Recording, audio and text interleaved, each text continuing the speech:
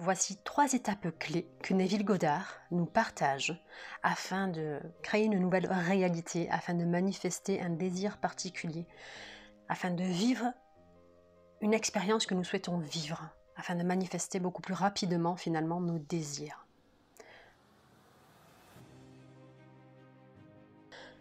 La première étape pour changer le futur est le désir. Précisez votre objectif, définissez clairement ce que vous voulez. C'est comme dans un GPS, à quel endroit vous souhaitez vous rendre, quelle est l'adresse précise où vous souhaitez aller. C'est exactement pareil. Notre esprit a besoin de savoir dans quelle direction nous devons aller. Notre conscience a besoin de ça pour justement créer, attirer, manifester. La deuxième étape est de créer en imagination un événement que vous êtes sûr de vivre lorsque votre désir sera réalisé. Une situation qui implique nécessairement l'accomplissement de votre désir et dans laquelle vous serez en action d'une façon prédominante. Ça, c'est la deuxième étape clé. Ensuite, la troisième étape est d'immobiliser le corps physique et d'atteindre un état similaire au sommeil. C'est ce qu'on appelle l'état alpha. Donc, c'est se détendre, c'est entrer dans un état de relaxation. Donc, ce que vous faites, c'est étendez-vous sur un lit ou détendez-vous sur une chaise et imaginez que vous êtes somnolent.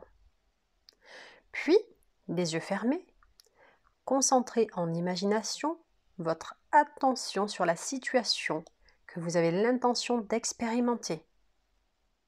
Donc, imaginez ce que vous souhaitez vivre.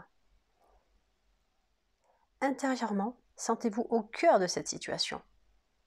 Donc, vivez cette situation vraiment comme si vous y étiez. Donc vous vivez cette situation intérieurement. Vous n'êtes pas en train de la voir de l'extérieur. Vous êtes associé à cette situation. Imaginez constamment que vous êtes en train de vivre cette situation, ici et maintenant. Vous devez toujours participer à la situation imaginée et non pas seulement l'observer. Donc ce n'est pas en mode dissocié. Si on l'observe, nous sommes en mode dissocié, donc nous ne sommes pas dedans. Nous l'observons de l'extérieur. Par contre, quand nous sommes dedans, nous vivons la scène, nous sommes acteurs ou actrices du désir, de la scène, de ce qui se passe dans notre imagination. Vous devez ressentir que vous agissez vraiment dans la situation, de sorte que la sensation imaginée vous semble réelle. Vous faites comme si vous y étiez vraiment. Dans tous les cas, notre cerveau ne fait pas la différence entre ce que nous imaginons et la réalité, ce que nous vivons réellement. Il est important de se rappeler que la situation imaginée doit en être une qui suit la réalisation de votre désir.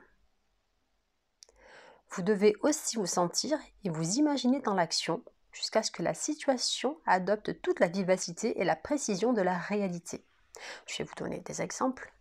Par exemple, si vous désirez une promotion au travail, pensez à une situation qui suivrait votre nomination. Recevoir les félicitations et assurément une situation prévisible.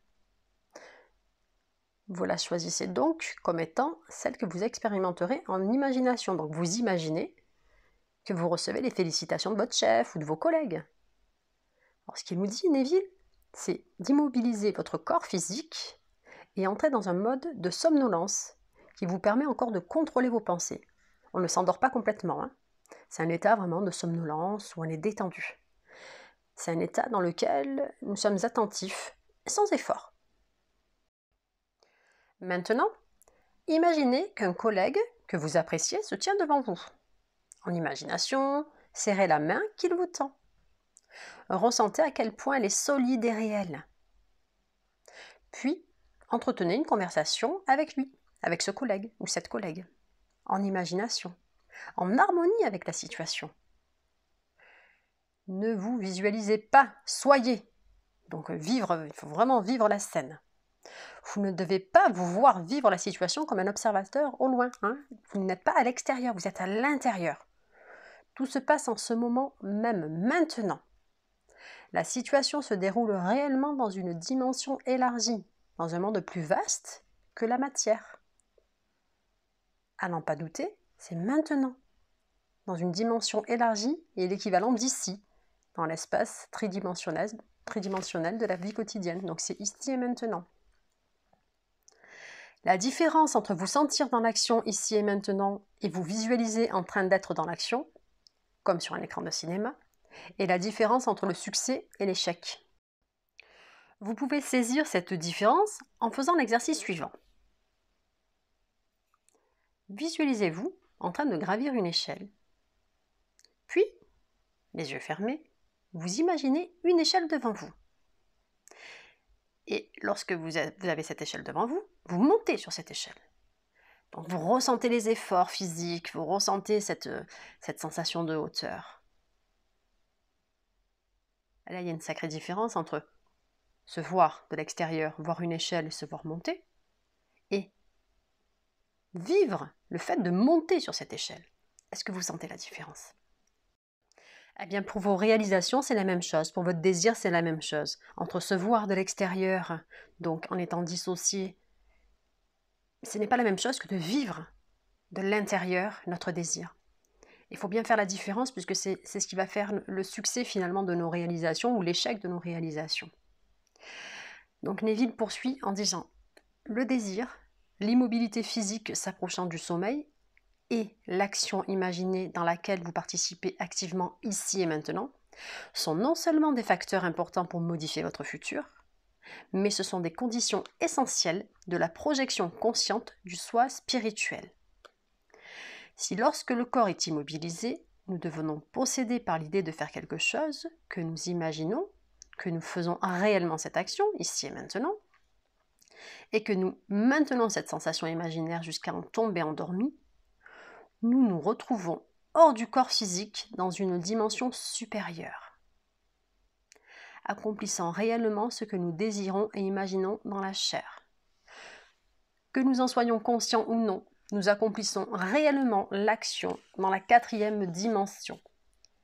Et nous la revivons éventuellement dans le monde de la 3e dimension. Donc la 3e dimension, c'est le monde physique. Et la 4e dimension, c'est le monde dans notre conscience, c'est au-delà de ce monde. C'est dans l'invisible en fait. L'expérience m'a appris à restreindre l'action en imagination, à concentrer l'attention sur une seule action qui sera l'objet de la méditation et de la revivre encore et encore jusqu'à la ressentir comme étant réelle. Autrement, l'attention vagabondera dans différentes avenues et une multitude d'images associées à notre désir se pointeront à notre esprit. Et ça viendra perturber notre désir et nos réalisations.